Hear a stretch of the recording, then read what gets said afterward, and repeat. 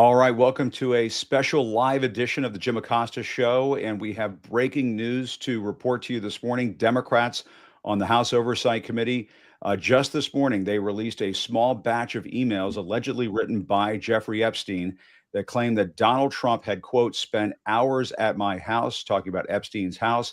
And in that same email, purportedly by Epstein, written back in 2011, the child sex offender wrote to his longtime accomplice, Ghislaine Maxwell, that Trump was, quote, the dog that hasn't barked. Maxwell replied to that. I have been thinking about that.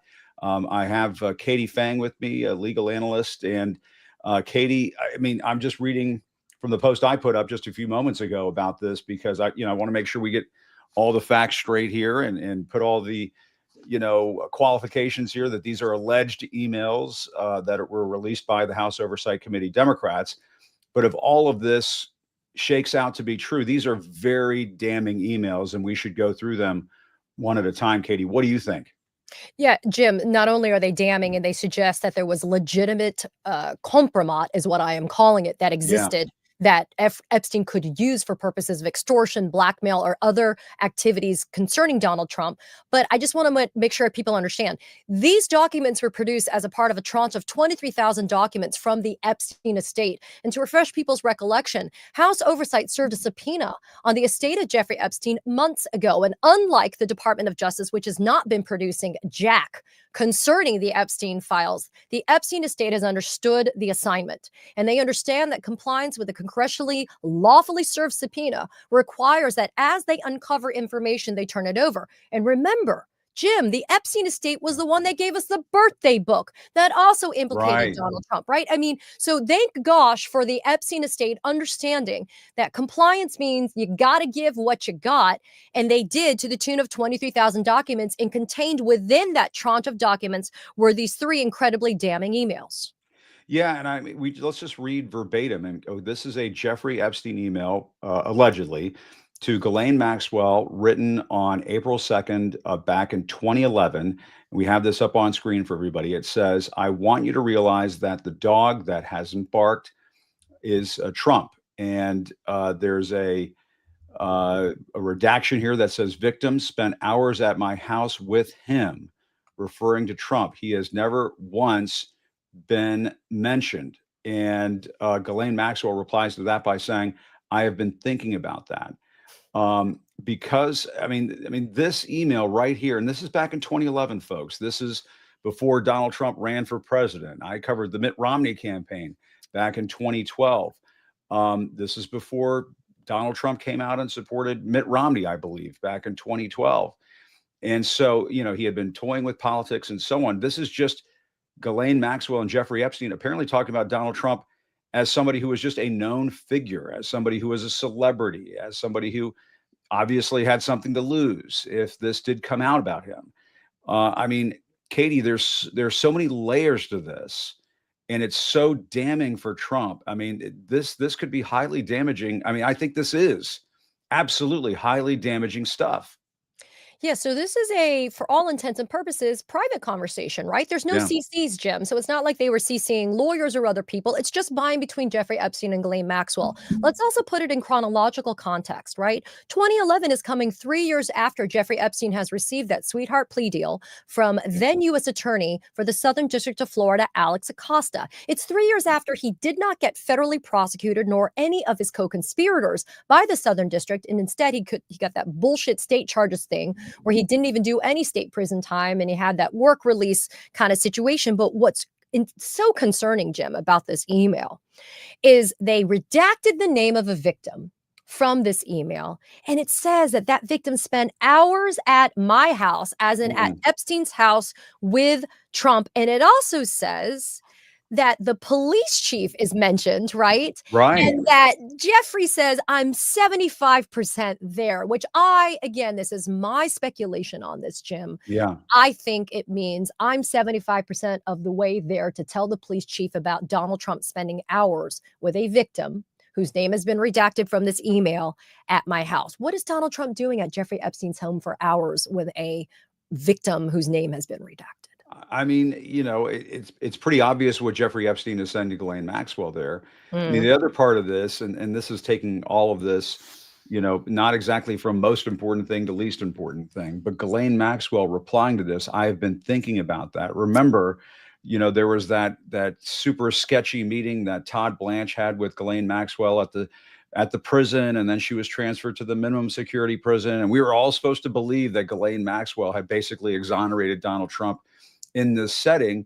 And everybody, obviously people who have been following this closely said, in all caps, don't believe anything Ghislaine Maxwell says. She is a liar. She has lied repeatedly. I mean, this shows you right here that obviously Ghislaine Maxwell knew something was up, something was going on, and replied to Jeffrey Epstein that, this is something on her mind too. They both feel like they have something on Trump that they're talking about. This is 14 years ago. I will also say that, I've become a little familiar with the kind of writing and patterns of these people as I've been looking at these documents. And I am that crazy person who has been reading the thousands and thousands of pages of these documents that have been released from House Oversight. And I will say, Ghislaine Maxwell is actually strategically a sphinx-like in the way that she answers in these emails, right? And if you look at the other ones that were produced a few months ago that we saw that also had Peter Thiel's name and Steve Bannon's name, et cetera, in terms of meetings and such, she doesn't really come out and say a lot, but there's enough there to insinuate, if not kind of directly suggest, Jim, that she knows. So what's not there? Let's focus on that for a hot second, right? What's not there is her saying, what are you talking about, Jeffrey? Trump never went to your house. What are you talking about? Trump was never there for hours. And of course, Ghislaine Maxwell, if there was anybody who would know what was going on there, because she herself was complicit in being a part of the sexual abuse, she would know. And so it's what's not there in response from Ghislaine Maxwell that also raises eyebrows. And if we could look at the next email, we've got two other emails to show. This one is written, what appears to be the author Michael Wolff, who was in these circles with Epstein and Trump and so on. This doesn't mean that Michael, knew damning details and so on, but I mean, he's in this email with Jeffrey Epstein, whose email address, by the way, we should note is jeevacation@gmail.com. I mean, that is disgusting stuff as it is. But anyway, there's an email from Michael Wolff to Jeffrey Epstein that appears to say, I hear CNN planning to ask Trump tonight about his relationship with you, either on air or in scrum afterwards. And then there's a response from Epstein that says, if we were able to craft an answer for him, what do you think it should be? To which Wolff allegedly replies, I think you should let him hang himself. If he says he hasn't been on the plane or to the house, then that gives you a valuable PR and political currency. I mean, it goes on and on and on. I mean, again, Katie, what's important in all of this is there's this discussion about Trump. And now flash forward to, what is this? This is December 16th, 2015. This is when Donald Trump is very much in the throes of running for president. He had already announced he was running for president by that point. And this was 2 weeks before before the year 2016 when he's elected a president. So the other thing is that this is, again, a private conversation, allegedly, right? By and between Wolff and Epstein. Remember, too, footnote, Michael Wolff is in active litigation against Melania Trump. He's suing her for defamation. Why? Because she's called him a liar with his reporting that there was a relationship between Trump, Melania Trump, and Jeffrey Epstein and how everybody met, et cetera, right? Yep. So Wolff has a direct conversation with somebody like Jeffrey Epstein who responds. And this is the one line among many in this email, Jim, that kind of let's go back to the 2015 email. I think if we could pop that back up. Pop that back up. We can. If we see Jeffrey Epstein's response to Michael Wolff at 11:52 p.m., it's in the middle of those emails. It says, if we were able to craft an answer for him, what do you think it should be? Now, the him there is Donald Trump. Why in the world would Jeffrey Epstein be asking somebody like Michael Wolff, who is skilled in the language of the arts, right, and who understands how to speak, right? You think this is a hypothetical question? It's not, Jim. I think it suggests here that Jeffrey Epstein was still in contact with Donald Trump in December of 2015 and was going to provide perhaps an some assistance to Trump to respond. But that Yeah. response from Michael Wolff, I thought, was so strategically Machiavellian in its way that he answered. He basically says, if if Trump says he's never been on the plane or to the House, that gives you valuable PR and political currency. You can hang him in a way that generates a positive benefit for you, or if it looks like he really could win, as in the presidency, quote, you could save him, generating a debt. Why would anybody owe anything in any capacity in Epstein's world unless Epstein had something compromising about that person? Yeah, I mean, and the email says, of course, it is possible that when asked, he'll say Jeffrey is a great guy and has gotten a raw deal and is a victim of political correctness, which is to be outlawed in a Trump regime. I mean, obviously Wolf and Epstein knew one another, and again, Katie, you and I think, have talked about this in the whole Epstein saga. You talk about the birthday book, in the letter that Trump allegedly wrote to Epstein for Epstein's 50th birthday. There was a familiarity Mm. between these two men. There was a friendship between these two men, and it appeared to be common knowledge in Palm Beach that there was stuff going on at Jeffrey Epstein's house, and Donald Trump was a part of this world. Apparently, I mean, these emails fit into that puzzle. It seems to me the puzzle pieces are now coming together. It seems to me, Katie, is what we're witnessing in real time right now, and these emails help put the puzzle pieces together. And that is the reason why I like to underscore the importance of process, Yeah. congressional process, this idea of House oversight actually doing the job it's supposed to do. Remember, the subpoenas that went to DOJ and that went to the Epstein estate, they were done through an incredibly smart and savvy by House Democrats on the House Oversight Committee. They inserted the motion in a way that was voted on, and it cornered the Republicans to have to vote on that motion, and that is the thing that got the ball rolling. So it's remarkable to me that when Congress does its job the way it's supposed to be done, it provides literally the oversight that's required for the American people. But at the end of the day, the entirety of the files must be released, read in conjunction with what we continue to receive from places like the Epstein estate, so that people can decide on their own, Jim, what they think about Trump's culpability and exposure when it comes to Jeffrey Epstein and Ghislaine Maxwell. Yeah. And if we can flash forward to that 2019 email again, Mhm. these are emails that were allegedly written by Jeffrey Epstein over an 8-year period. Who knows what other emails are out there? Here's the 2019 email. It says, victim redacted, Mar-a-Lago. Another redaction. Trump said he asked me to resign. Never remember ever. Of course, he knew about the girls as he asked Ghislaine to stop. I don't know what that means.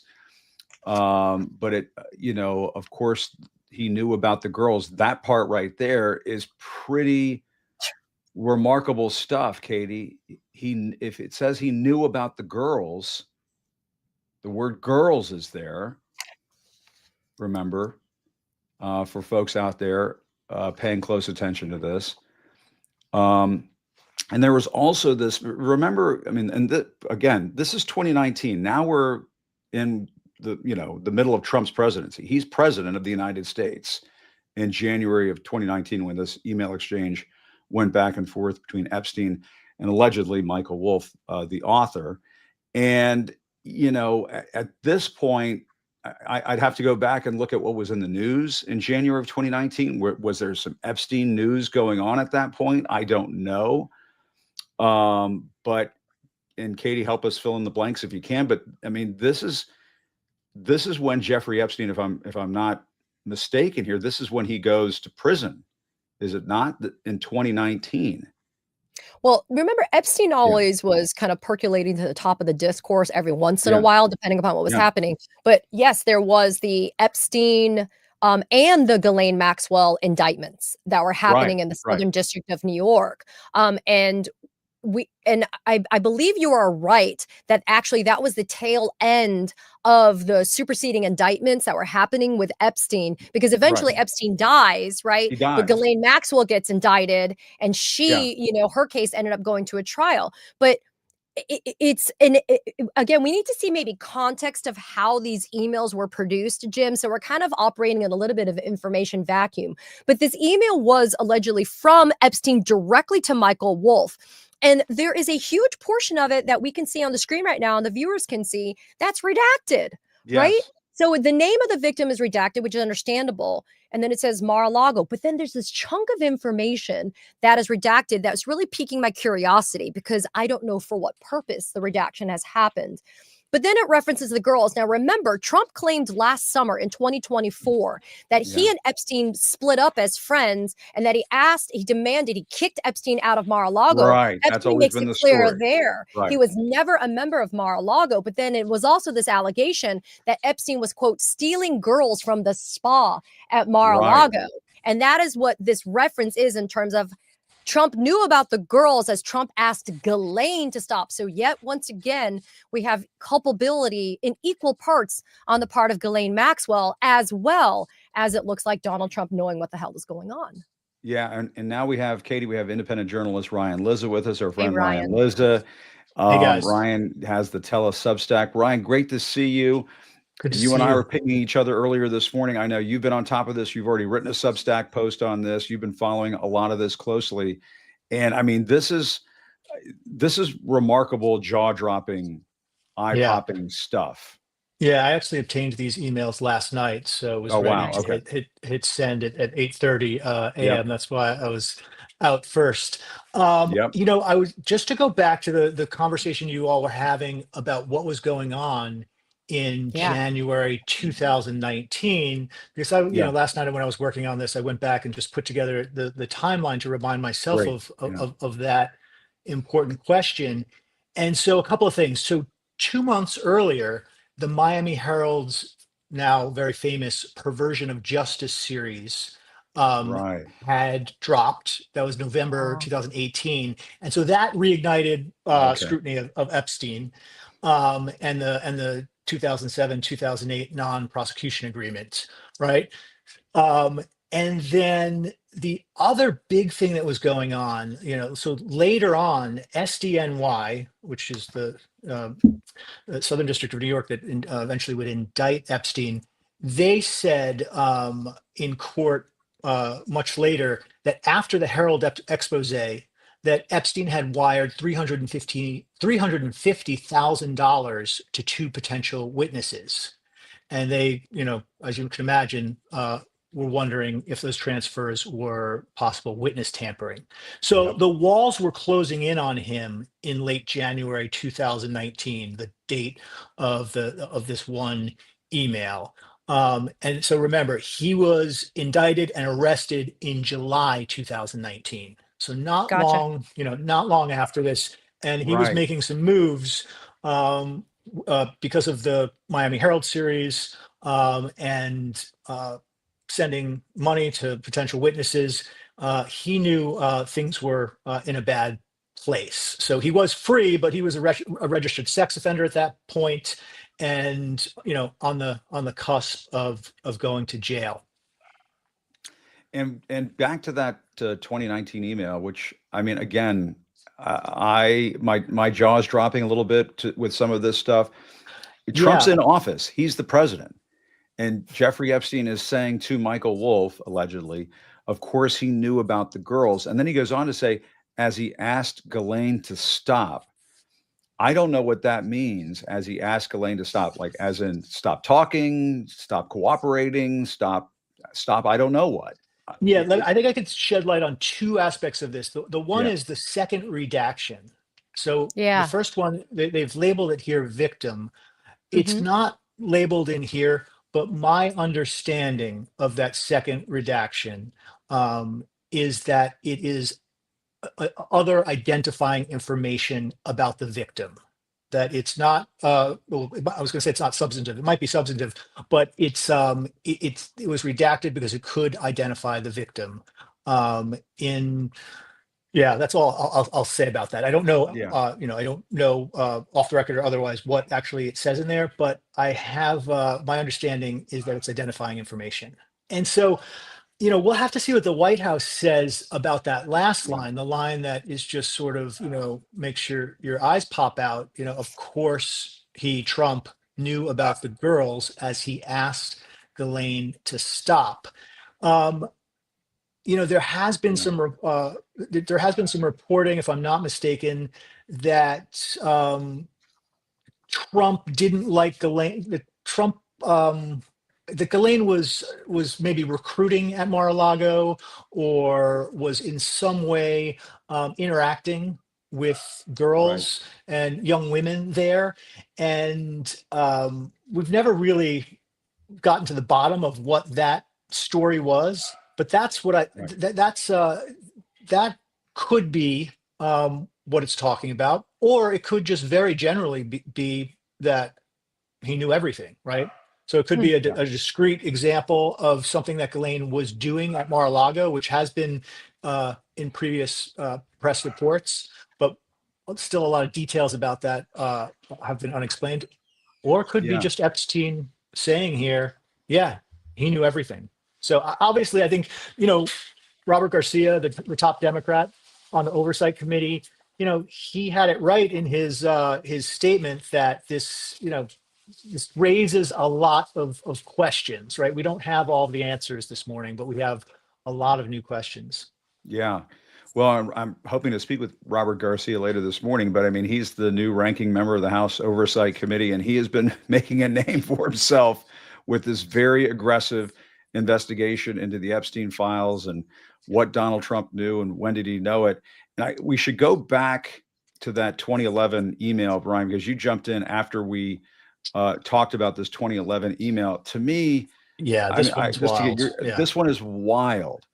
yeah, I want you to realize that the dog that hasn't barked is Trump.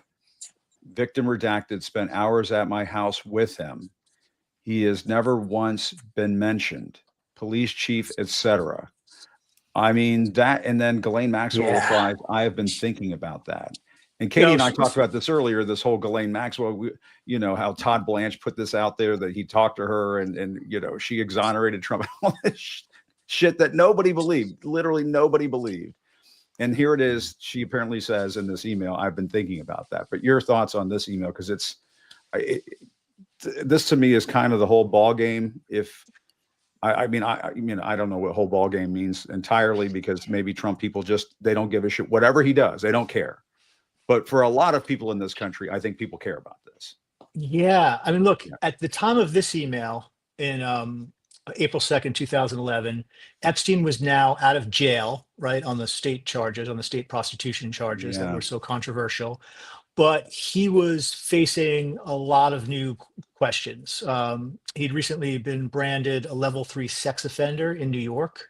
And he was under new scrutiny in the spring of that year in the UK, because the press there was becoming obsessed with his continued association with Prince Andrew. So that was all in the ether at that moment. Yeah. And then the month before, in March, Maxwell had put out a public statement denying any wrongdoing in the, in just in general. So there was renewed scrutiny on Maxwell in February and March. So this was not in any way behind him, even though he was, out of jail. And in Florida, a lot of civil litigation was getting off the ground over his past conduct. That was all ratcheting up. And then I believe it was the following month, but very shortly after this email, the non-prosecution agreement, which obviously was enormously controversial, was about to be made public on the docket in Florida. So there was a lot swirling around at this time.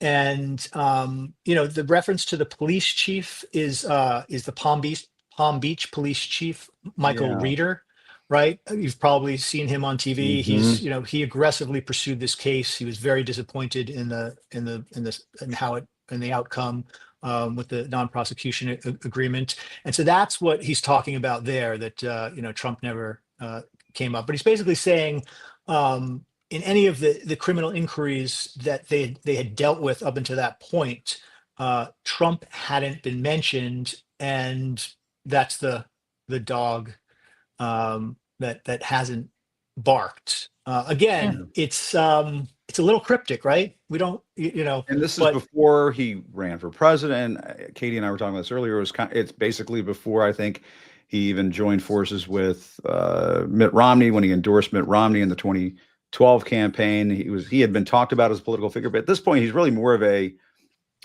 rich guy, celebrity, TV star, kind of that he's in that category in April of 2011. So for all the people in MAGA who are going to go on social media and try to tear this apart, and apologists on Fox and so on, if you believe that this email existed and happened, this is in a part of the timeline that has nothing to do with politics at that point, basically. yeah, that's right. And Yeah. just one And more Katie, I'll thing. get There's your one thought more. on this too. Yeah, Go I'm ahead. sorry, Katie. Go ahead if you want, Katie. No, I just want to speak from the legal standpoint because it's, Yeah. there's a chain of custody when it comes to these documents. And I understand why, we have to give some grain of salt to when we're looking at this. But I'd say to you, Ryan and Jim, you have to consider the fact that the production was made by the Epstein estate. So, I mean, are people going to suggest that these were manufactured in some way? Is there Right. some type of issue? I would actually, submit no. I think that these are authentic emails that were sent. But of course, I understand that there's a caveat that perhaps there's not. But Ryan, you did say they were cryptic, and I had mentioned before you jumped on with Jim, Ghislaine Maxwell is incredibly Sphinx-like in the way that she does these emails. That's just the way that she answers. She doesn't ever directly implicate herself, right? She doesn't ever outwardly say anything. But I was mentioning, that Ghislaine doesn't even say, though, in response to Jeffrey Epstein, what are you talking about? We never saw Trump there, right? There's no pushback to suggest that what Epstein's suggesting is not true. So, I feel like if you use those as building blocks and you look at the context that you just provided as well, which was fantastic about the United Kingdom and everything that was happening with Maxwell herself. Of course, Maxwell's thinking about that because if she's also now getting into the spotlight of her own culpability, let's just bring everybody down, right? Yeah. If I go Yeah. down, we all go down, and let's burn the house down at exactly the same time. That's absolutely right. Yeah. Like she was suddenly, having to put out an on the record statement, denying she had anything to do with this. So she's freaked out. And remember, you can't forget that the relationship between Epstein and Trump ended in this still mysterious way, but that allegedly over this bidding war on a mansion in Palm Beach in 2004. They had a big feud over that. There's back and forth allegations of, did Trump kick him out of Mar-a-Lago or not? Was he actually a member? One of these emails, Epstein says he was never actually a member. Other reporting says that he actually was a member. But what happens after the feud, and this is something that, Michael Wolff has actually reported on in 2021 and republished in his new Substack. This is highly relevant here. Yeah. The investigation in Palm Beach starts just a few months after Trump and Epstein have their falling out. And over the years, so guess what Epstein thinks? He starts to think it was Trump who turned him in to the police. Let me just read from Michael Wolff's reporting about this because it's he has interviewed Epstein extensively, and he writes, Epstein, and this is Wolff writing, concluded Trump, ever cultivating the Palm Beach police and as a frequent visitor to Epstein's house, well aware of his friend's proclivities, turned him in. Wow. So that is important context for this conversation between Epstein and Ghislaine. Yeah. And that what I just read from Michael Wolff was from 2021. I don't know the exact date of his interview with Epstein, but it was it was toward the end of Epstein's life. I think it was right before he was arrested in July 2019. So in in that era, he's telling reporters that he's still telling reporters that he believed Trump turned him in. And so now look, Epstein lied a lot. So, you really have to be careful with sort of after the fact, him trying to say, oh, this guy did me in, that guy did me in. But it could be the context here that like Ghislaine and Epstein are, the subtext is that they believe Trump knew a lot, turned them in, but the spotlight was never on him, the dog that didn't bark because he was somehow in the background pulling the strings.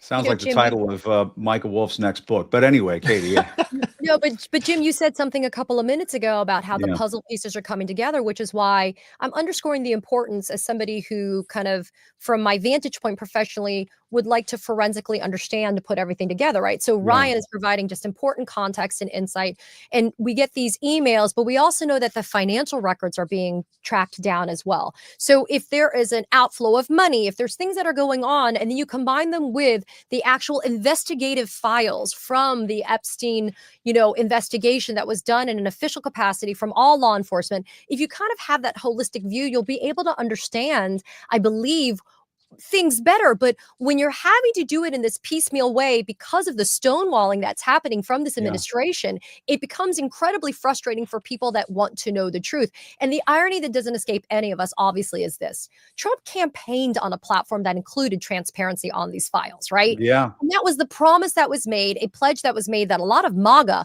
loved while he was on the trail to be able to get back into the Oval. So the about face has pissed off a lot of people within that world. And I cited to a poll somewhere, I think it was from September, from NPR PBS Marist. 75% of people polled of Americans, regardless of party affiliation, believe that the Epstein files should be released in their entirety with just the victims' names redacted. That is, yeah. I think, a damning indictment, no pun intended, of what people want to know about what happened here. And these emails just pour kerosene on a conflagration, in my opinion. Yeah, and I mean these emails do have redactions in them. Yeah. So the Epstein files, I mean, we're starting to see that as these files get released, the victims' names are redacted, but they tell us the important information that we all need to know, and that is whether or not the president of the United States, Donald Trump, at one point in his life was involved in misconduct, and that's a super sanitized word, was involved in illegal abusive behavior that even now, if it's revealed, would have to be totally impeachable for the president of the United States. You cannot have somebody in the Oval Office who had ever engaged in this kind of behavior. And that's just me saying it as it is. But the other thing, Ryan, that we should put into perspective in all of this, looking back at this 2011 email, it starts to put the pieces of the puzzle together, as I was talking about with Katie Fang, in terms of the birthday book. Remember the birthday book and the letter that Donald Trump allegedly wrote to Jeffrey Epstein talked about, may every day be another wonderful secret. A pal is a wonderful thing. The familiarity that is just baked into the writing here, allegedly by Donald J. Trump. And it wasn't long after this that this email emerges between Jeffrey Epstein and Ghislaine Maxwell, as Katie and I were talking about, Ryan, earlier before you hopped on. The fact that his Gmail address is JEE vacation or something along those lines. I mean, good Lord. I mean, that's just putting it out there Well, too. But I mean, totally. Yeah. Ryan, this ties together this relationship, and a relationship that was built around allegedly, potentially unspeakable behavior. No, absolutely. And I Yeah. think it's important in, a lot of what we discuss about this case is the politics of it, how it's going to affect Trump politically, and the wrangling on Capitol Hill over getting access to the remaining hidden documents at the Justice Department and elsewhere. And yeah, you can't forget that at its core, this is a case about a man who trafficked minors and abused children. And that does get lost, I know, in a lot of the political conversation about this, and in just the sort of baroque details of the whole sordid affair. As you're pointing out. Oops, I have a Yeah. dog running around here. Speaking No, of and dogs I that, should that note, I don't bark. just, Um, and we should note, I mean, for the litigious jackasses out there, I will say definitively on this show, in case anybody's wondering, the tape is here. Donald Trump and his aides have repeatedly denied this. Donald Trump and his aides repeatedly denied this. Anyway, go on, Ryan. wait, just say it. When you say that, denied what, Jim? Well, they've denied any wrongdoing, I believe is what they've said, right? Yeah. Repeatedly over the years. I think Stephen Chung and others in Trump's orbit have said repeatedly that, This is Trump kicked Jeffrey Epstein out of Mar-a-Lago because he thought he was a creep. I mean, that is one of the denials that they have put out there. Yeah, My and look, understanding is that yeah, Caroline Leavitt is going to have a press briefing today that hasn't been canceled already. And she's going to be asked about this unless she just calls on the sycophants. But, you know, this is, they tried to well, put a lid on this over the years, Ryan. They've tried, and it's, I sort of feel like, and I'll say I was a White House correspondent during a lot of this. This was all under our noses, I guess. And we just, this information was just being kept under wraps, a secret for so many years. yeah. And feel look, free to correct anything I've said that's wrong or. no, I mean, the only thing I would say is, you know, Carolyn Leavitt, whether she's doing a press conference or not, you know, we're not going to get any accurate or meaningful information out of her. Although, you know, an additional denial or whatever, I suppose, is somewhat useful. And I think, like, you know, there's the question of, you know, crimes. He would, you know, he knew about the, you know, he was with one of these emails that talks about him being with one of the victims. Yeah. But even if you don't get to that level of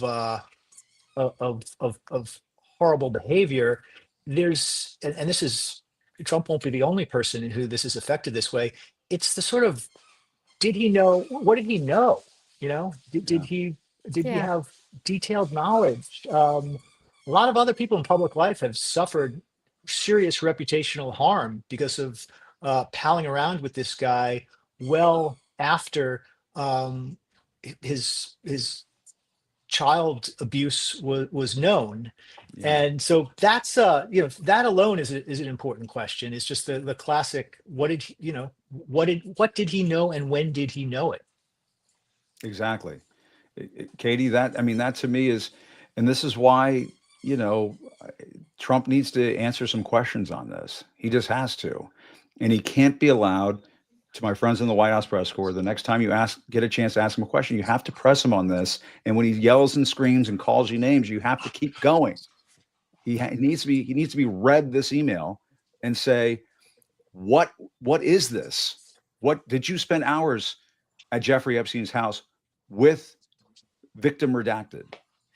Yeah, and to Ryan's well taken point, we always need to remind ourselves and ground ourselves in the reality that there are victims and survivors of Jeffrey Epstein, Ghislaine Maxwell, and countless others. And it's the countless others that need to be held accountable for what their role was. And whether the statute of limitations has come and gone for criminal prosecution, I do think they need to stand in judgment for what they have done. And if that includes the president of the United States, then so be it. I also think it begs the question. Casual racism, weaponization of the DOJ, prosecution of political enemies, you know, embarrassment and humiliation on the global stage, whatever that is that you are able to tolerate and stomach and swallow with a smile as MAGA, fine.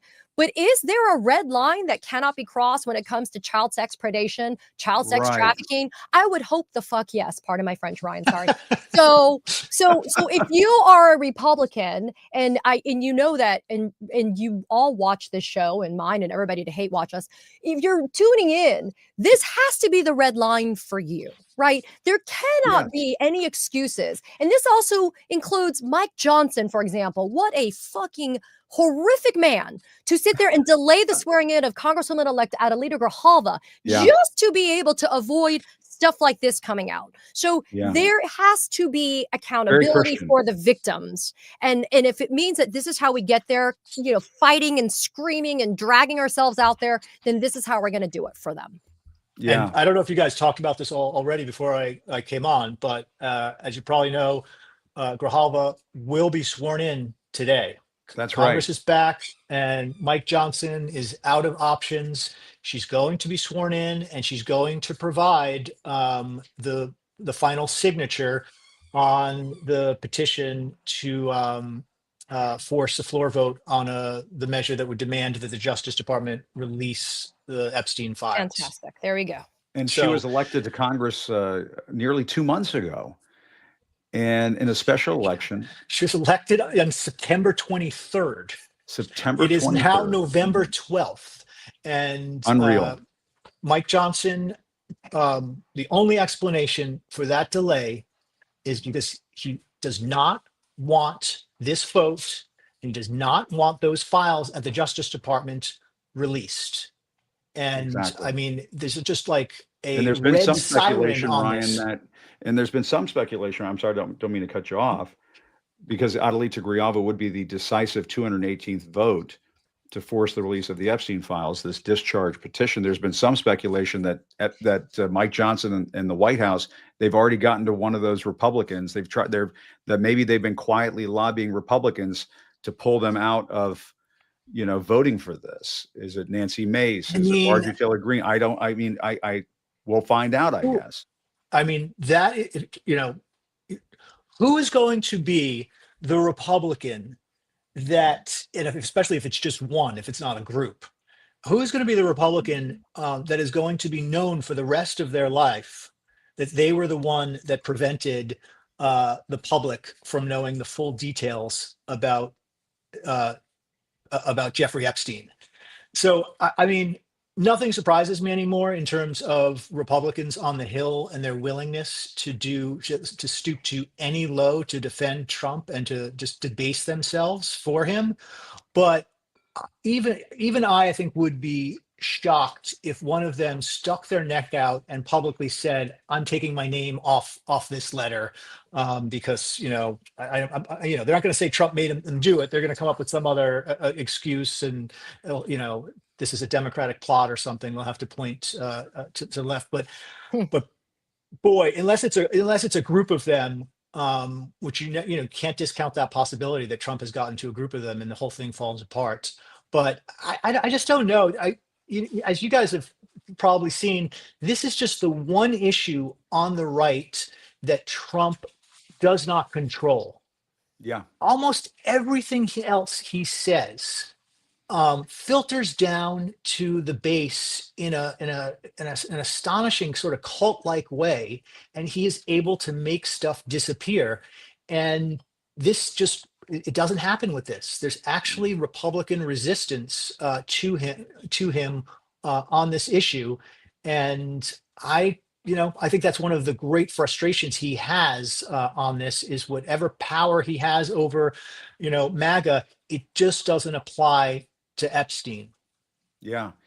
And I mean, if there's one person that Donald Trump is not threatening to sue these days, at least not that I've heard, is Elon Musk, who said Donald Trump is in the Epstein files. That is why they have not been released. And it was shortly after that that the Justice Department, just to more pieces of the puzzle, talk about the timeline, the Justice Department puts out the memo. Remember this, that says basically, oh, there's nothing to see here with Donald Trump and the Epstein files. We're going to sweep this under the rug. And that's when it became game on, as you were indicating, Ryan. That is when MAGA blew their shit and started to say, what is going on? What's happening with Kash Patel and Pam Bondi, who said, I have the Epstein files on my desk, which is a physical impossibility. And the client list is on my desk, which is a physical impossibility. And then they proceeded to just continue to lie about this over and over and over They just again. lied in October too, guys. Remember, Pamela Joe and Kash Patel were in front of Congress being asked about Epstein, and both of them were like, "It's a nothing burger. There's nothing there. There's no there," and they were asked specifically about references to Trump. So one of two things is happening here, or maybe three, really. Door number one, they're lying.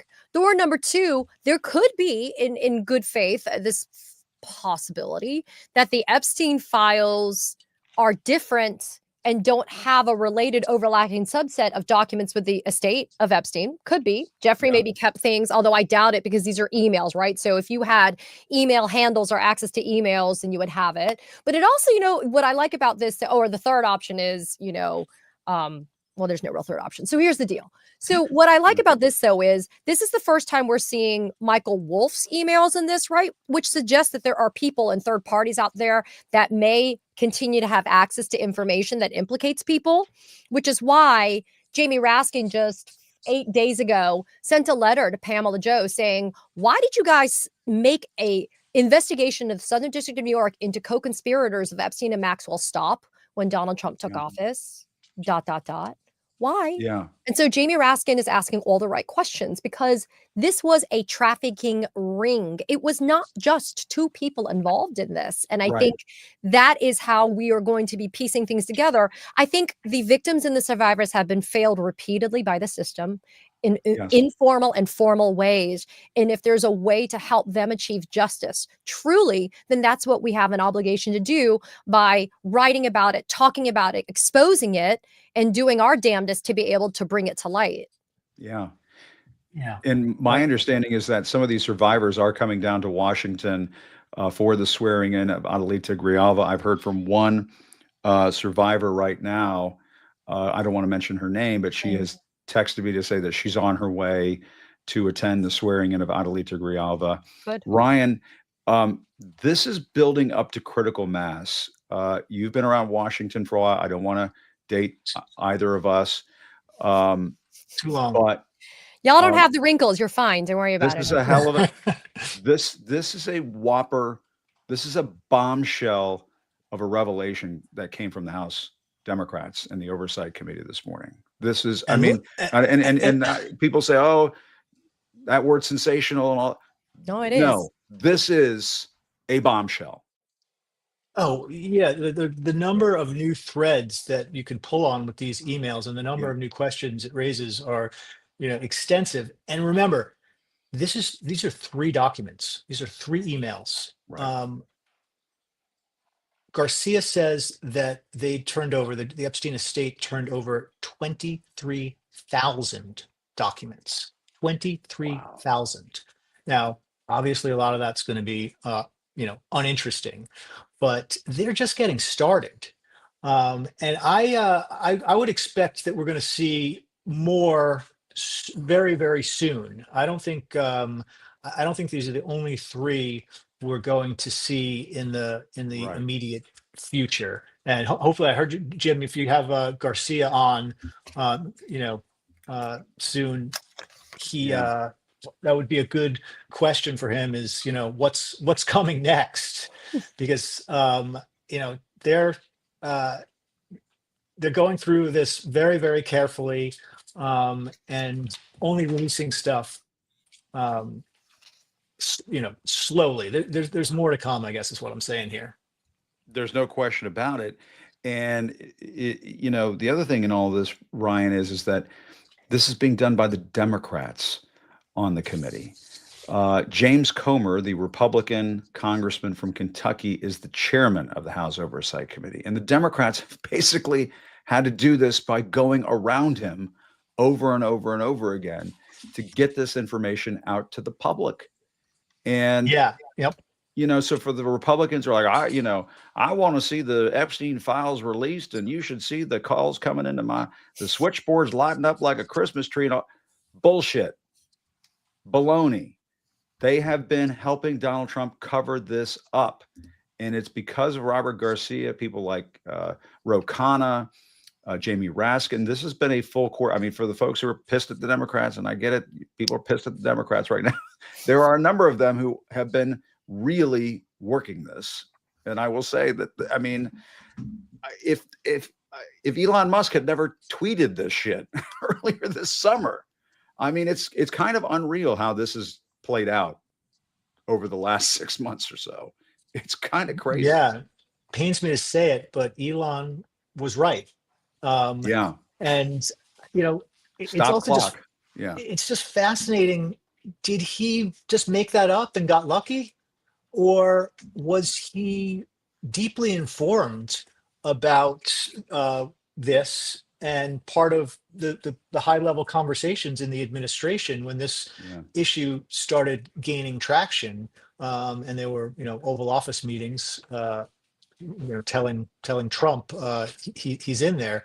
I always wondered that. Maybe that's been reported and I just missed it, but I just when he tweeted that, it suggested that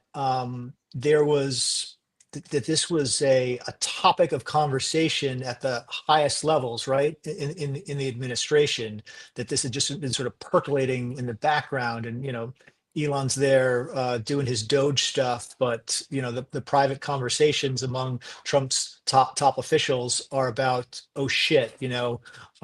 there's this big political problem that may be coming, down the pike, and he just sort of held it in his back pocket until the inevitable Trump Elon blow up, and detonated the nuclear weapon he had there.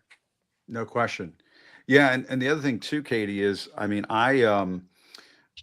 we weren't showing it earlier, we were just showing the birthday letter from Trump from the birthday book. But Yeah. there are other pages from that birthday book that indicate a familiarity in the Palm Beach community, in the Jeffrey Epstein community, that there was something fishy going on between Donald Trump and Jeffrey Epstein and what Jeffrey Epstein was doing. I mean, remember in the birthday book, there are the images of the girls on the beach giving a massage and everything. And then there's the phony check from Mhm. Donald Trump. There's an image of a phony check from Donald Trump that is made out, I believe, to Epstein. And all of this indicates to me, and I talked about this on my show, and you, Katie, and Ryan, I think we've all talked about it. There's a familiarity with what was going on, that something was going on.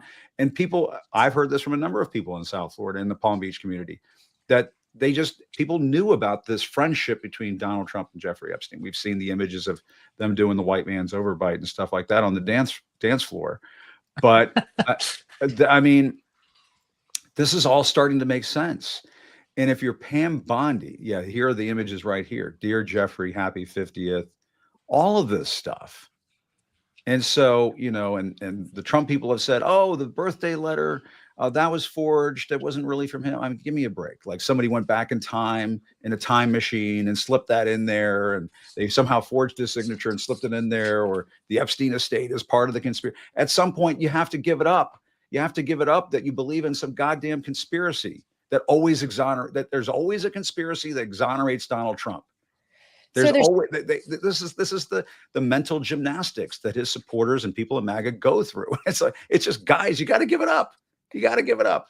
So there's two different types of evidence. There's direct and circumstantial evidence. And, Yeah. as of right now, as the three of us sit here, we don't have, quote, direct evidence of Donald Trump's complicity in, criminal conduct right now, right? And to underscore what you said a couple of minutes ago, Jim, yes, there has been repeated denials of wrongdoing by Trump and the people in Trump's sphere. Okay.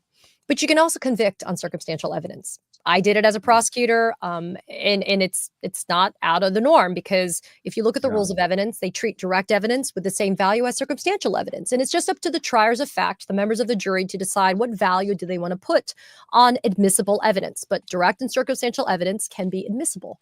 And the reason why I kind of do that really quick legal primer is, when you look at the totality of the circumstances here, when you look at the birthday book, when you look at these emails, when you look at the, media reporting, when you look at the photographs, when you look at the closeness, the intimacy, the fact that these people that are in the birthday book and that are in the pictures and that are reported upon, these people were rarefied air individuals. They were people that were a part of an exclusive club of money, means, wealth, and power and influence. And they were able to do these things, right?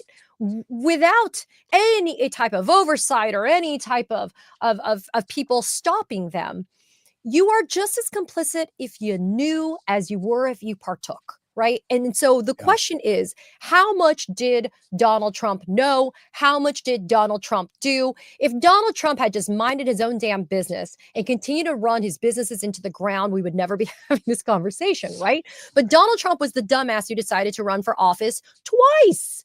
And so when you put yourself into the public sphere, people Three times, but Oh, that's he right. says he won three times. Sorry, Don't you know forget, he what? says he won all three times. Well, But really, anyway, it's Katie, it's all a bad you're on a nightmare. roll. Keep going. But the point is, we care because he's the, quote, leader of the free world, right? We care because he's the president of the United States. And if there was anything that rose to the level of impeachable conduct, it would either be direct involvement or even circumstantial evidence of involvement or knowledge, right?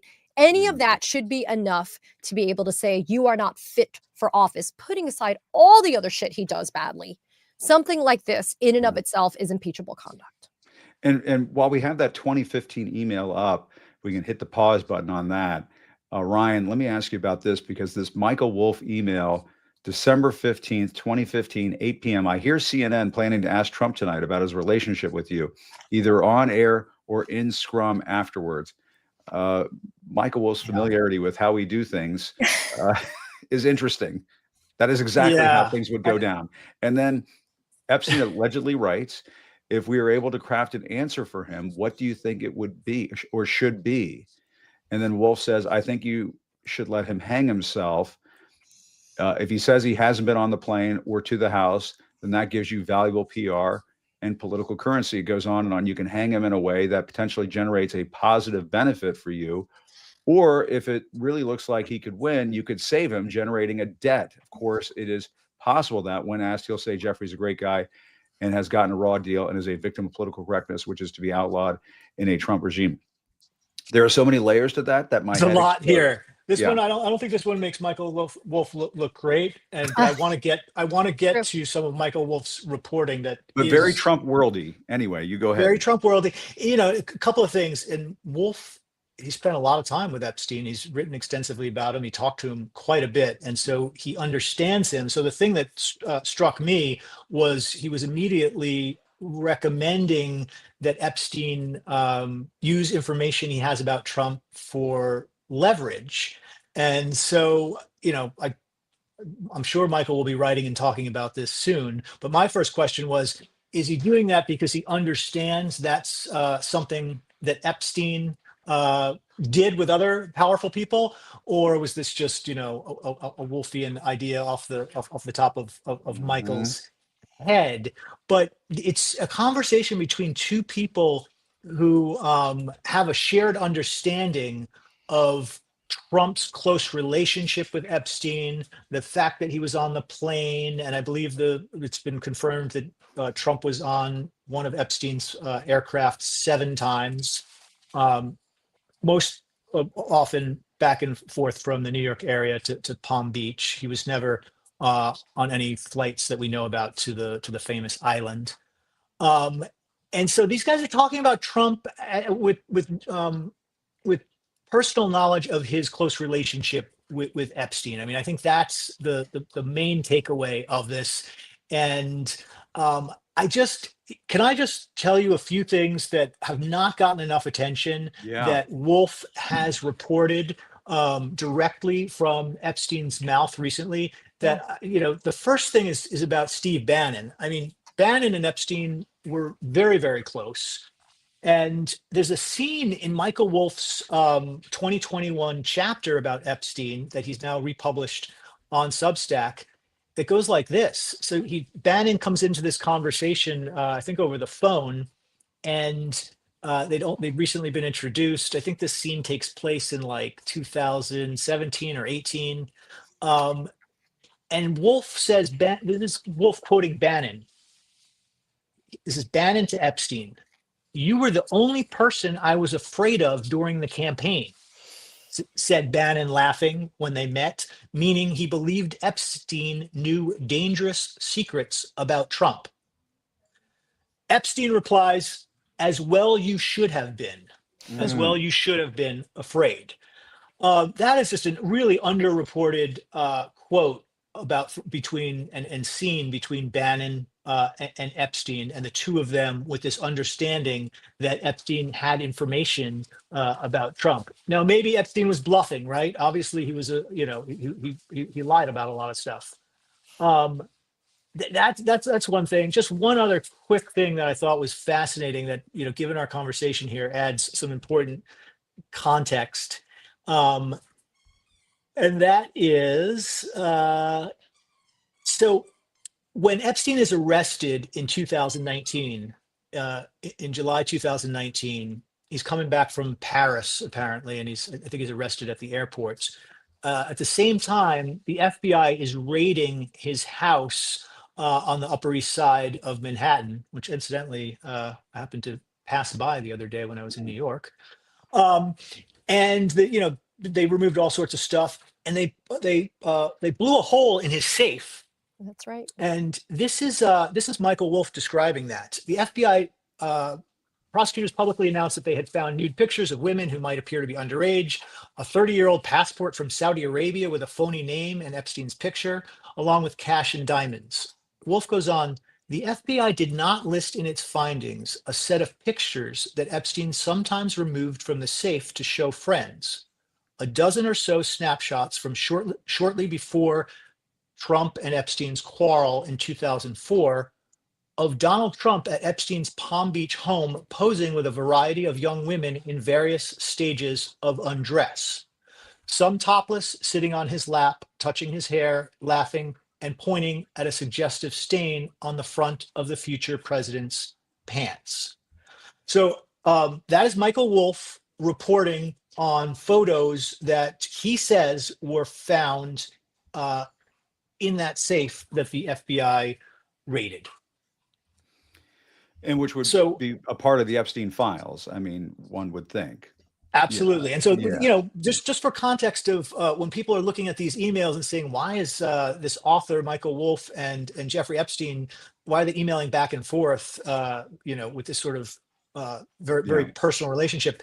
They had a pretty tight source journalist relationship. So that's, that's what I think people need to understand. And, these are scenes and facts that Michael Wolff, longtime author, has put in the public domain. One final thing from his reporting, if you'll indulge me, that I do think is interesting to viewers, that might be interesting to viewers. Yeah.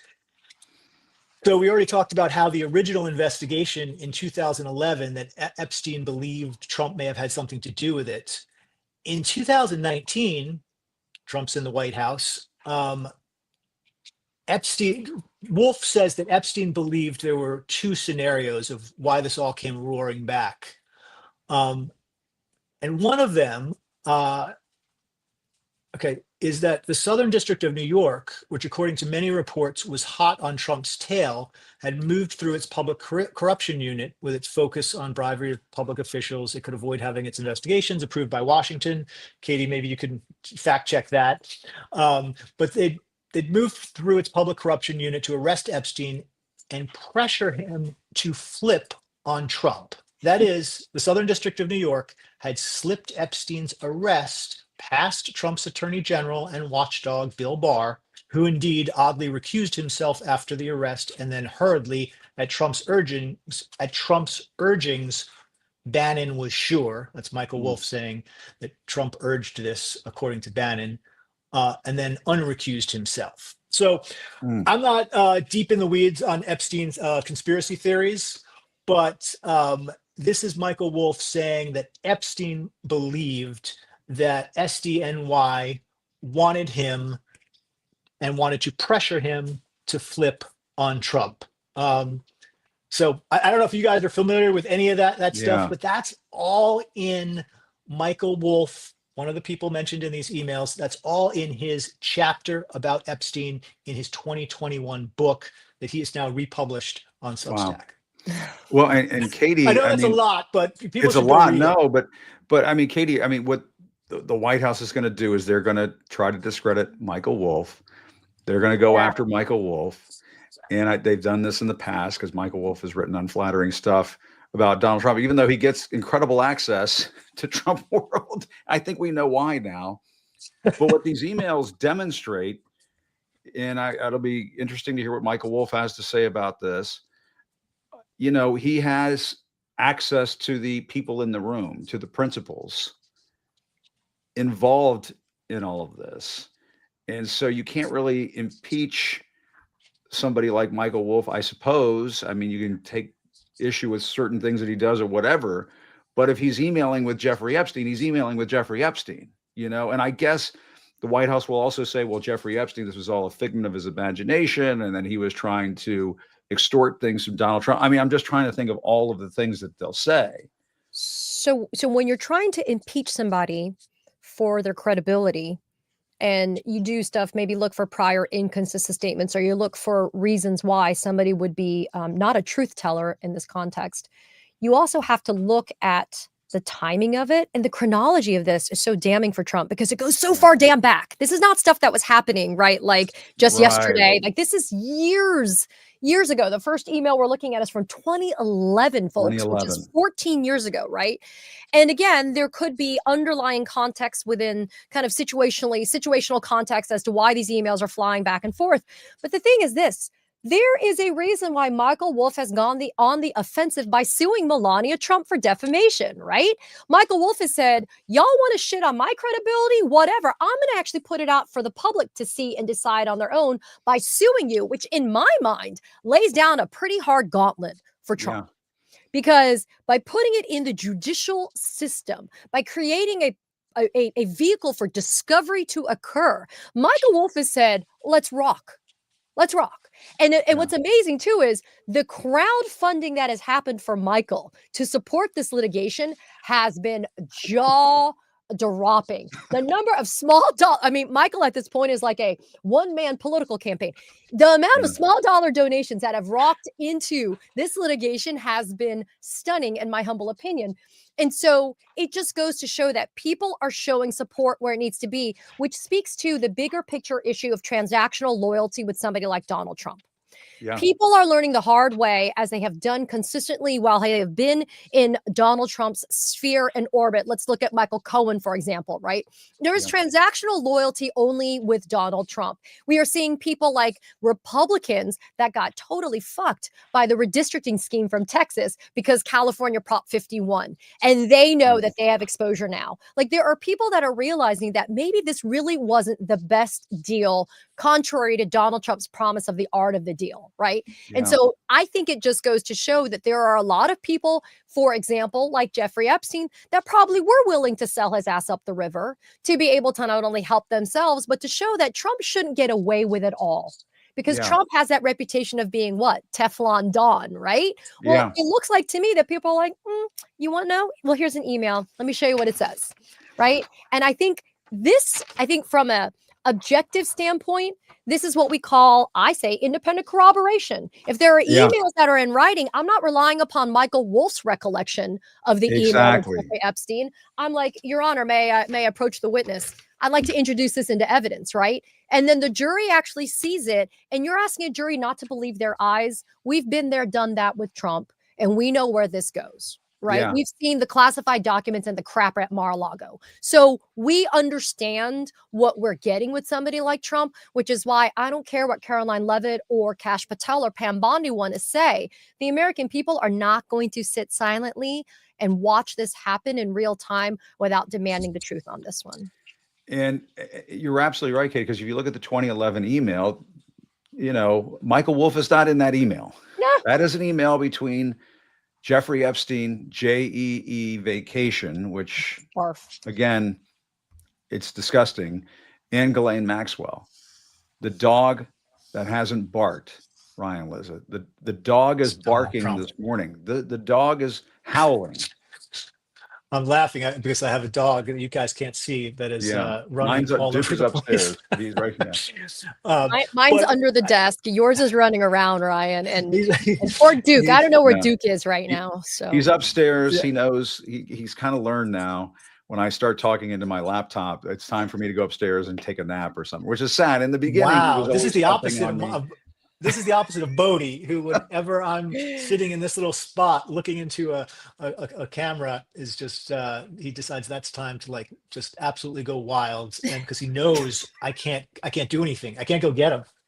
That's okay. That's all right. But on Katie's point about Michael Wolff is he's an interesting character in all this, and he's stirring the pot in a lot of interesting ways. I was just looking at the GoFundMe page that Katie referred to. Isn't it a lot, Ryan? What does it say?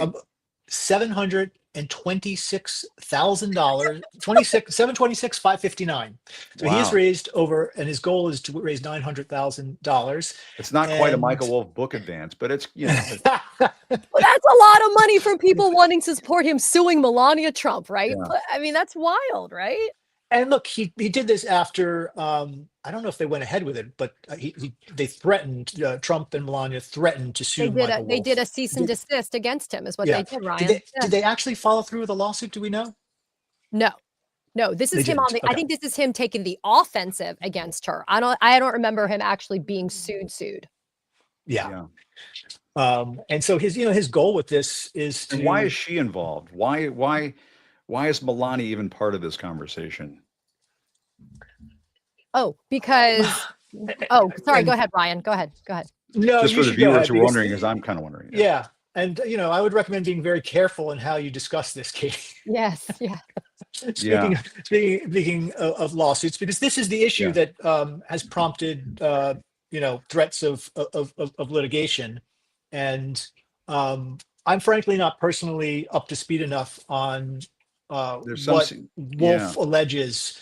He alleges there was a connection between Melania and Epstein, and that's pretty Yeah. much non-defamatory. That's just what the Yeah. allegations are. Yeah. Yeah. And I mean, just so we're airtight on all of this, we're not alleging that either. No. No, we're just reporting on what is in the news. And I just heard from Robert Garcia's office. He's running a few minutes behind, but that's okay. I told them, no worries. We'll take him when we can get him on. Lots to talk about it. Lots to talk about. But for folks who have watched this show, ever since that July memo came out, we were on this like white on rice. And we've been covering this repeatedly ever since. Ryan, you and I have talked about this. Katie, you and I have talked about this. And I know you guys have been on this as well. But I thought there was some reluctance on the part of the mainstream corporate media to really jump on this. But to me, this is the most important threat to Donald Trump's presidency that I have ever seen. More than the Ukraine thing was appalling, absolutely. January 6th obviously should have resulted in him being disqualified from the presidency, but that's on Mitch McConnell, and obviously the Republicans weren't there on that. But Ryan and Katie, to me, if more evidence comes out, this becomes a runaway freight train, and the MAGA people may not be able to imagine this now, because they've just been completely fucking brainwashed into this. But if we're just seeing 3 emails today, as Congress is coming back to town, as the House is coming back to town, Yeah, ladies and gentlemen, there's more that's coming. And people like Mike Johnson and Steve Scalise, and John Thune, they just have to ask themselves the question. It goes back to what Adam Schiff said, I think, during the first impeachment. Do you want to tie yourself to this man with an iron, unbreakable cord that will drag you down too? And as Liz Cheney said, do you want to be remembered for the shame and the dishonor of linking yourself to this man irretrievably? And it seems to this is the test. This is now I see this unfolding in this fashion. I could be wrong, Ryan and Katie, but I see it unfolding, and that we will be talking about this now up until the 26 midterms. Well, they unfortunately, I mean, listen, the still critical issues for Americans are, can we put food on the table, right? So let's be very clear. That's still paramount. No question, for sure. But the unfortunate consequence of this news dropping now is, even though we're still technically in the midst of a government shutdown, people can actually pay attention to this now. We're not, we can still walk and chew gum at the same time. We can have a conversation about, what is happening with this impending continuing resolution issue and all this other stuff and appropriations. But, the focus has appropriately now shifted to this, because it still ties into the idea that there's a reason why Speaker Mike Johnson sent everybody home early, because he didn't want to vote on this, right? Yep. This is so much the what are you trying to hide moment. And now it's all going to come home to roost. And if this is only 3 emails of 23,000 documents, well, I can't wait to see the entirety of them when they're released. Yeah. And Ryan, you were going to say something? No, I'm actually going to ask you guys I'm just checking on something that might be interesting for our conversation. So I'm going to ask you guys to carry the conversation while I communicate with someone here. No worries. If that's not too annoying. No, you do your thing. All right, Ryan, may have popped out. He may pop back in. I just got an update, Katie, from Robert Garcia's office. We're expecting him at about 11:05 a.m. Okay. So for any cable news bookers out there who are thinking about holding Robert Garcia hostage, I know how this works, people. Release him. Release him. Release the congressman so he can come on. So he can come talk to We have a us. growing audience on both Substack and YouTube right now. And Katie, I mean, to me, as we're getting close to the top of the hour and more people are jumping on and watching this, we need to remind folks what you and I have been talking about for almost the last hour and a half. And that is some very important documents have been released by the House Oversight Committee, Democrats, not the entire committee, by the Democrats. They allege these emails that were released by the Oversight Committee Dems allege that Epstein emailed Ghislaine Maxwell and Epstein emailed the author Michael Wolff over a course of an 8-year period from 2011 to 2019 that indicate that Donald Trump had knowledge of what was going on at Jeffrey Epstein's house. The 2011 email claims that Donald Trump spent hours with a victim name redacted, at Epstein's house. Doesn't get into the behavior, doesn't give us that kind of level of detail. But Katie, as you and I were talking about this with Ryan Lizza also a few moments ago, these emails are some of the most damning emails that I've ever seen produced in reference to a president of the United States. He has been dogged by this scandal for months now and has repeatedly denied any wrongdoing. But when the White House and the Justice Department tried to put out this memo back in July and say that there was nothing going on here, and then in the aftermath of that, in the months that came after that, we've seen all of this, as you said earlier, circumstantial evidence, documentation emerge that shows that Donald Trump has a lot of questions to answer. Yeah, and I think that assuming arguendo, what's put in here is authentic and true. And that's a big assuming. And we can couch all of this with these are alleged, statements that are being made here. This is the first, I believe, of kind of the direct implication of Donald Trump allegedly having no knowledge of what was transpiring with Jeffrey Epstein. Yeah. Putting aside the fact that Epstein and Maxwell themselves suggest in these email correspondence that Trump himself was partaking in this, putting aside that, if you don't even want to give that any type of credence, there is a suggestion here in these emails that Trump knew or had knowledge or should have known as to what the hell was going on with Epstein at Epstein's estate and Epstein's homes, et cetera. And I think that is why these are such bombshell emails. We use the adjectives bombshell, unprecedented, and others so often these days. They do appropriately, match what is being revealed. But I do think we've become almost immune to it because we're using those adjectives so often. But I think in the context of these particular emails, they are so fitting because it shows a consciousness of guilt on the part of Trump and others to be able to continue to hide this information from public consumption. If you were not implicated, if you didn't do anything wrong, it doesn't take a rocket scientist to say that you would have released these files months ago. And the fact of the matter is, again, these emails are coming from the Epstein estate. So there is a very real possibility that there is not an overlap and a subset of documents that exist between the DOJ and the Epstein estate, although I find that hard to believe. The greatest, most powerful law firm and law enforcement agencies in the world are the United States government. You would presume that they would have had their hands on this, which just goes to show then misplaced and completely ill-guided loyalty on the part of Kash Patel, Pamela Joe, and others, including Todd Blanche. Let's not forget him, spending 9 hours with Ghislaine Maxwell. And now the media is reporting through a whistleblower that there is the possibility that Ghislaine Maxwell is seeking a commutation of her 20-year federal prison sentence from Donald Trump. Timing is really shitty for Ghislaine right now with these emails coming out because if Donald Trump ends up giving that commutation, I think that's yet another indicia of guilt on the part of Donald Trump. But it just shows that everybody is kind of in on this and trying to hide this. And it is an incredible insult to those of us that just want to make sure that the people that should be held accountable and should be forced to stand in the sunlight of truth, that they are actually forced to stand in the sunlight of truth. Yeah.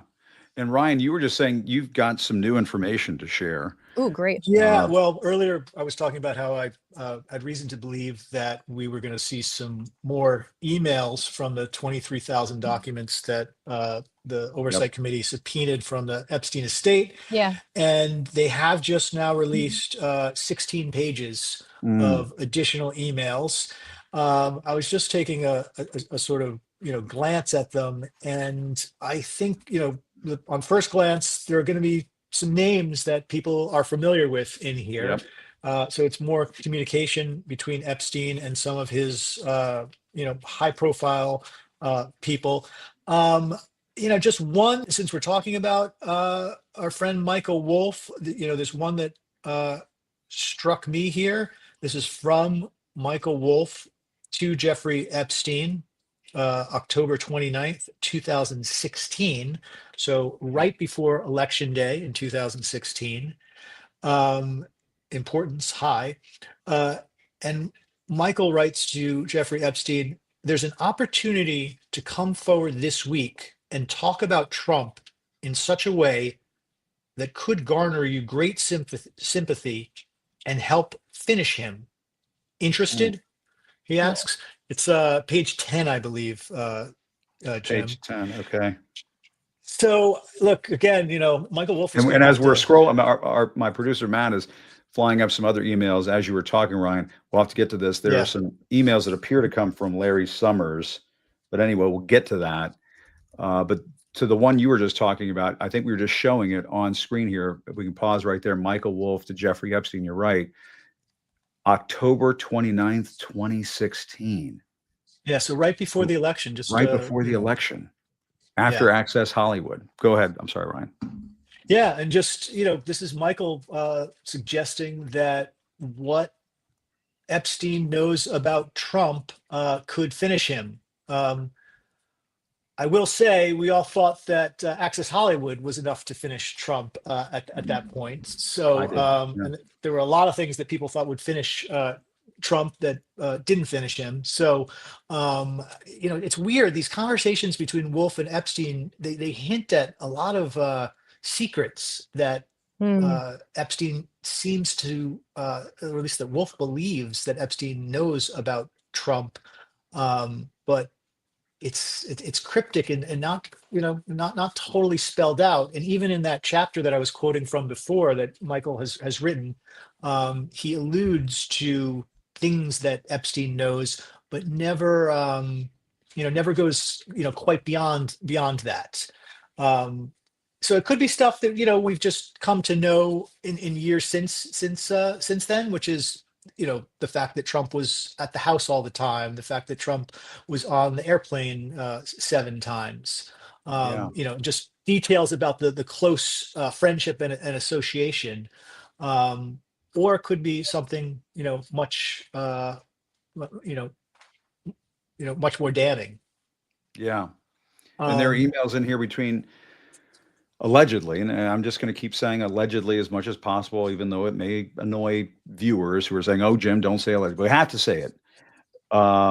Between Larry Summers and Jeffrey Epstein, and again, if somebody's mentioned in the emails, we should not infer ironclad proof of any wrongdoing or anything like that. But I'm looking at page, I believe it's 3, and I think we were showing that a few moments pull that ago. up.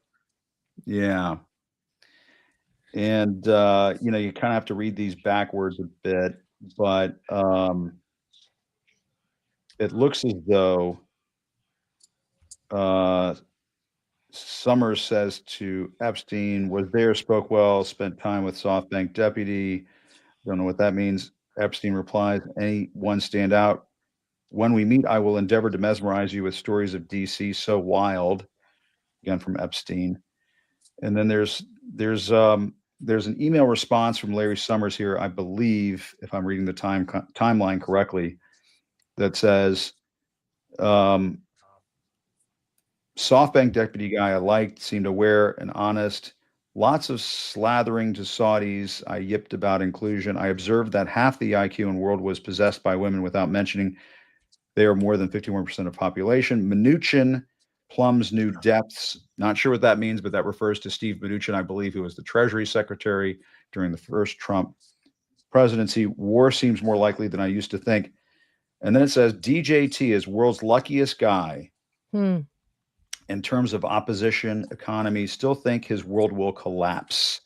This is an email written October 27th, 2017. I believe that's right. And this is when he's in office. So this is during his first year of his presidency. I'm trying to figure why America elite think if you murder your baby by beating and abandonment must be irrelevant to your admission to Harvard, but hit on a few women 10 years ago and can't work at a network or think tank. Do not repeat this insight in all caps. I mean, so there's a lot here that we're just getting to the bottom of this now. We're just hearing about this stuff now, I guess. And this is, Ryan, these are other documents released by the oversight Democrats. Is that? Yeah. They put these in. Yeah, it's on, and it's on their website now. And I want to be careful because we're reading these in real time. In real time, yeah. And the context is important. And as Jim pointed out, just because a name pops up in these emails that obviously doesn't tell you anything one way or another, you've got to read them carefully and understand the context. At the top on the first page, there's something from Bannon. If you scroll up there, and maybe we can try and decipher this together. But if you look at page 1, it has Bannon saying, "Can't believe nobody is making you the connective tissue." Yeah. To be honest, this one is just going to require a little bit more. Yeah. Well, there's a message above it that Figuring says, out- recall Prince Andrew accuser came out of Mar-a-Lago. So there's a Prince Andrew mention. And there's another message that says Prince Andrew and Trump today. Too funny. That's in that first page. Yeah, I guess what isn't clear to me, although I think, is the email address. You see this email address here that's iTunes@gmail.com. Mm-hmm. Are we to understand that is Epstein? J-E-E, Jeffrey Epstein, yeah. Yeah. The other one was J-E-E vacation at Gmail. This is Yeah. so Not apparently surprised he he has had multiple aliases and email addresses. multiple email addresses. Yeah. Nothing All right, sketchy but about that. yeah, so And again, this goes back to what we were saying earlier for folks who are tuning in. It sounds as though the Epstein estate was participating with some of these. Oh, and there's Congressman Robert Garcia now. He's the ranking Democrat on the House Oversight Committee. Congressman Garcia, I've got Ryan Lizza with me, independent journalist. He's been working on all of this as well. And I'm hearing from your staff, you've got a heart out. I'm sure you're a busy man doing lots of interviews, but tell us your initial reaction to these emails, particularly that one we were showing our viewers a little while ago from April of 2011, this exchange between Epstein and Maxwell, where it says, victim spent hours at my house with him, referring to Trump, the dog that hasn't barked. Your thoughts, sir? I mean, really disturbing stuff. Obviously, look, I think these are really serious. It, again, for us, really gives us a lot more to work on. And honestly, we have a lot more questions and important questions that the White House refuses to answer. I think it's clear that Donald Trump, up to this point, has been untruthful in what actually has happened, what he knows, what he may have participated in. He said the birthday note didn't exist. It exists. He said he didn't know Jeffrey Epstein very well. We know that's not true. Epstein said they were close friends. And this email that essentially says that Donald Trump may have spent hours with the victim, the other email from Epstein that said that Trump had some knowledge, allegedly right about these girls, I think really raise serious questions. And the White House could fix all of this and end this today if they just released all the files, but they're refusing to do so. I mean, we just saw that Carolyn Levitt just recently put out this long statement about, upset that we are somehow, releasing some of these documents. Well, they can. Her boss today can release all the files and get all of these questions answered and put this whole thing to rest. But it's a White House cover-up, and it's serious. And the American public should know that Donald Trump has betrayed the public by saying he was going to release them, and now he's not. Right. And I guess the other aspect in all of this, Congressman, is, I mean, this is a redacted name that's in there that says that this is a victim who spent hours with Trump at Epstein's house. Congressman, that seems to indicate something very serious, very, very serious. And I think you're absolutely right. It underlines the urgency for releasing these files. And if the White House wants to take issue with this, if Trump wants to take issue with this, then release the files. Let us. But one of my main takeaways from this, Congressman, is that it appears he is all over these files. Donald Trump is. We think that's right, and obviously we don't know. We haven't seen the files. What we're getting are direct emails and correspondence from the Epstein estate, from other sources. Look, we've had to fight to get all this released. It has not been because Republicans have somehow decided to make these releases public. The subpoenas are only in place because oversight Democrats had to fight like hell to push Republicans to get this done. We had to call for the Epstein estate and get a subpoena so that we're able to get these actual documents. Yeah. We would know little to nothing if it was left to Republicans. And so I believe that Mike Johnson is now complicit in this cover-up. He obviously has stalled in trying to get Adelita Grijalva sat there right now, trying to, I'm sure, do everything they can to kind of take off and encourage Republicans to come off that petition. But the truth is going to come out. And let me tell you why. Because there's enough good men and women in the FBI and other agencies that have actually worked on this case, that have put these documents together, that have spent hours being led by a sense of justice and trying to get justice for these survivors who were trafficked in many cases as children and they were underage. And so this is going to come out, and we're not going to stop until we get this justice for the Epstein survivors and victims.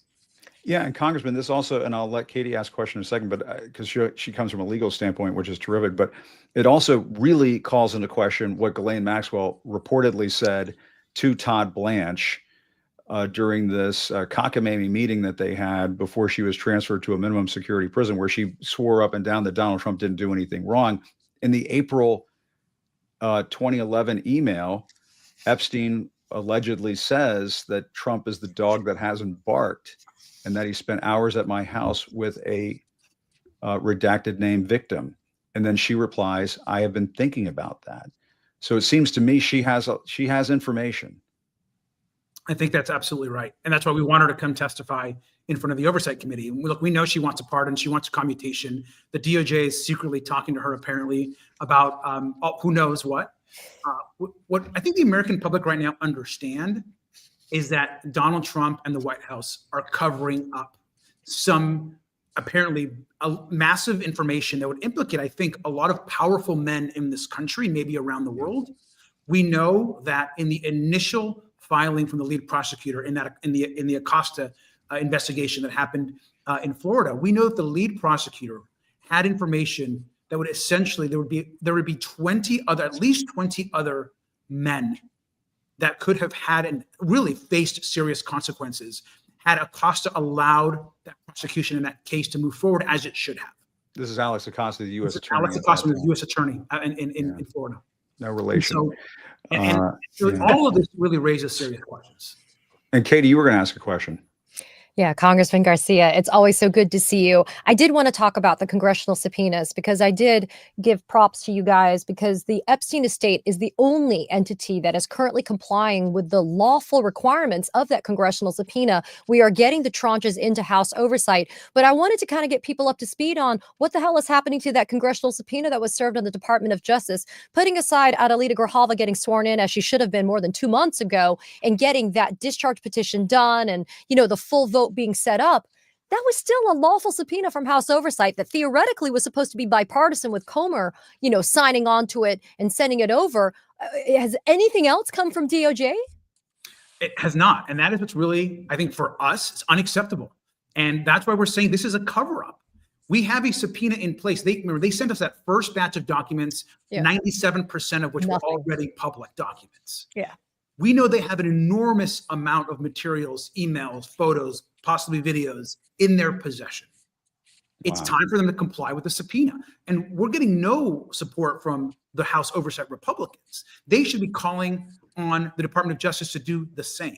But they're not interested, apparently, in the truth.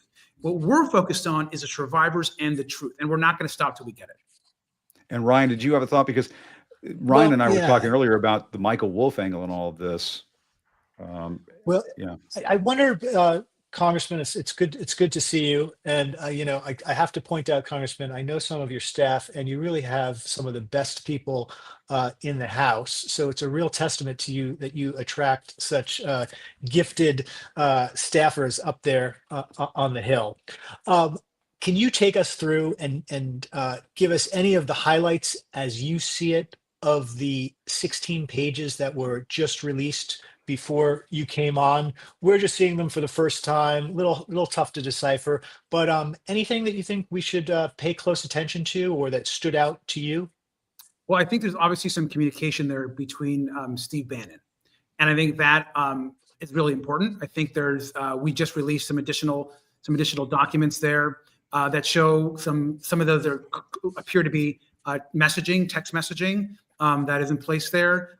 We also, I think, released some other additional emails. But remember, there's 23,000 pages. And so our intention is to release all of it.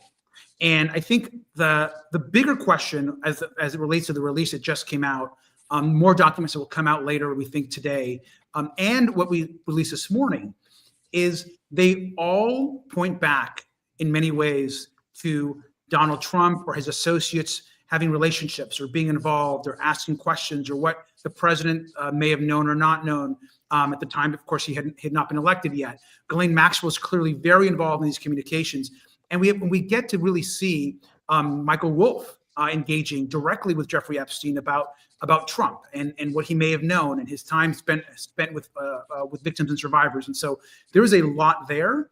Obviously, a lot has had to have been redacted, which I know is hard for some. We're trying to protect the victims and survivors, but people should read all these documents for themselves and make those judgments. We think it's very interesting. And you need to talk to Michael Wolff, I assume, too. I have to let you go, but yeah, we've been talking to everyone, I think. got it. Congressman Robert Garcia, thank you so much for your time. I know your time is limited, but appreciate you stopping by. Best of luck with the investigation. It seems to me there's more to come. Thanks so much. There is. All right. Thanks, you. Congressman. Thanks a lot. Appreciate it. Wow. Well, Ryan and Katie, I mean, I'm a little speechless, I have to say. I mean, I just think that this is unraveling, and it may be unraveling at a pace that the White House cannot keep up with. Yeah, I mean, this is Epstein Day. So now, 16 pages, so almost 20 pages of emails, a lot of well-known people mentioned throughout, although the common theme is Trump. These are all emails and text messages that in some way relate to Trump. Incoming Congresswoman Grijalva is going to be sworn in today. As far as we know, that's going to trigger a vote that will force the Justice Department to release the documents they've been sitting on and that Trump himself has been insistent that they not come out. So, a fairly significant day. I wish he had shed a little bit more light on the 16 pages. I've been sifting through them while we've been talking, and they're going to require some careful study to understand the dates and the personalities and what's going on here. Have either of you, Katie, you were off looking at them also, have either of you picked up anything else that is worth flagging yet? Well, you guys talked about the Steve Bannon, the Senator Steve Bannon thing, the actual message from June 3rd of 2019. Jim, y'all talked about Yeah, it sounds that like one. Garcia was mentioning that these might be texts. It looks like so it's the first page of the 16-page PDF, and you can see it says Senator Steve Bannon. You see how it's in a black box right there. That might be a June phone number, 3rd, I guess. 2019, 4:33 a.m. And the message says, "Can't believe nobody is making you the connective tissue." I see something like that. And of course, that means the common denominator, right, is Jeffrey Epstein connecting all of these people. I mean, and then of course, there's a prior one that says to somebody, message Prince Andrew and Trump today, too funny. And then another one, recall Prince Andrew's accuser came out of Mar-a-Lago. I mean, it's all interconnected, but I just wanted to remind people about Ghislaine. And the dates is that 2019? I'm That's just making 2019, so June 3rd, this is 2019. before Jeffrey Epstein. Does he go to prison after these texts occur? Is that, and He then was he commits indicted. suicide? He was indicted. I think, Ryan, it was July, right, of July. 2019. He got indicted. Yeah, great flag. I didn't even pick that up. So this is the month before He got indicted. he's indicted by SDNY. And so the walls are really closing in on him at this point. I also just want to remind people that Ghislaine Maxwell was supposed to sit for her Congressional House Oversight deposition, but then Comer gave an accommodation to Maxwell because she had a pending petition to the Supreme Court of the United States to take up her appeal concerning whether she should have been a beneficiary of that non-prosecution agreement that Epstein got back in 2008 that had a "we will not prosecute your co-conspirators" clause. Yeah. Comer said, "We will pump the brakes on your depo," and said, "We will reset it for a date after the Supreme Court has ruled on your petition for writ of cert." That petition has now come and gone when the Supreme Court said, we're not touching Epstein-related shit. So the fact that Ghislaine Maxwell, instead of sitting down to be able to be cross-examined by people like Robert Garcia and others, instead had that 9-hour let me braid our hair with you, Todd Blanche moment, in Tallahassee, and now is hanging out with, pets and is doing all sorts of fun stuff in her minimum security facility as she pitches for a commutation. I mean, there is a reason why somebody like Ghislaine Maxwell has not sat in the proverbial hot seat to answer the questions she should have been required to answer, but for people like James Comer and others running interference. Yeah. Yeah, Ryan, what do you think? It's an excellent point. Now, I'm trying to decipher the Bannon text, and just one small point is, at this point Bannon is out of the White House. He was out in 2017, but the fact that they're going back and forth and talking about Epstein being the connective tissue, these insider details that they have about the accuser of Prince Andrews, and assuming this is true, coming out of Mar-a-Lago, this is at a point when Bannon. One piece of helpful context I think I could provide is, this is at a point when Bannon has developed a relationship with Epstein and actually sets up a camera and brings a crew to Epstein's mansion on the Upper East Side there in New York, and starts doing prep sessions for a potential TV interview that he and others were encouraging Epstein to do, to start to push back against allegations, rehabilitate his reputation. And so Bannon was part of this whole effort to basically help Epstein with PR in the months before he was arrested. And all that is detailed in a sort of fly on the wall way in that chapter from Michael Wolff's book that we've been referencing. And this is that time period. So yeah, it's certainly notable. And look, I know there's a cottage industry of Epstein conspiracy theories out there. And I don't think Steve Bannon telling him, "Can't believe nobody is making you the connective tissue," will do anything to dampen those conspiracy theories. That's right. Just, and we should just note one that really this quick time, thing. yeah, go ahead. Oh, Yeah. I'm sorry. There's I don't know what page this is in the PDF doc. I apologize, but it's an email from Jeffrey Epstein's disgusting vacation email address. And it was sent to the late Roy Black, who was a renowned criminal defense attorney who was a part of Jeffrey Epstein's criminal defense team when he was being prosecuted in Florida. And the question to Roy was, quote, "Who will represent Acosta at hearings?" To which Roy responds, this is February 19th, 2017. He will be by himself, perhaps a Trump administration aide to assist and accompany him. Jeffrey Epstein then forwards it to Reed Weingarten, who was his other lawyer at the time in 2017. And again, caveat being, assuming arguendo, these are authentic emails by and between Roy Black, Jeffrey Epstein, and Reed Weingarten. This is important because Acosta just sat for his depo in September, and I read all 190 pages of that depo transcript when he sat for House Oversight. Alex, yeah, not Jim. No relationship. Alex Acosta sat for this depo, and he was, the U.S. attorney for the Southern District of Florida who authorized that sweetheart plea deal for Donald Trump. Excuse me, sorry, for Jeffrey Epstein. Sorry.